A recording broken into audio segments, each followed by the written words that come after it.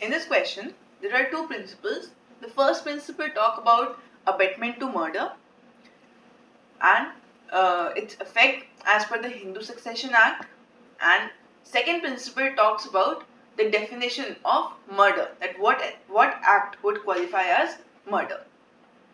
As per the facts, C was the son of A and B. In the car accident, A died and B became paralyzed and bedridden. Now C could not bear the condition of his mother. To relieve her from her miseries, mixed some chemicals in the medicine and gave her a painless death. He later confessed that and convicted for murder.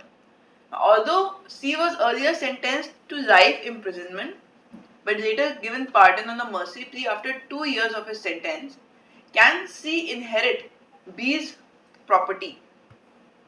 So in order to inherit, we go to principle 1, which says that a person who commits murder or abets the commission of murder shall be disqualified from inheriting the property of the person murdered.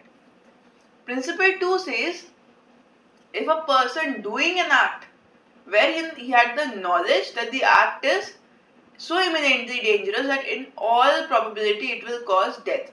So when C was administering the drug to his mother, then it was probable that it will cause death in under all circumstances. So principle 2 is justified that the person would be guilty of murder, and as per the first principle, because he is guilty of murder, or even if he is not guilty, he is definitely abetted.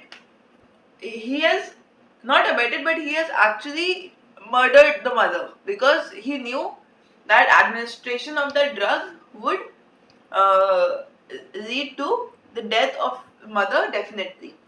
So because of this, the principle 1 says that he would be disqualified from inheriting the property, hence he cannot inherit the property. Now option C and D says that he cannot inherit the property. Option C says because he has committed the murder of a person whose property has to be inherited, and D says he cannot inherit because he is not of good character. So this does not form a ground as per the principle at all. Therefore, the correct answer would be option C.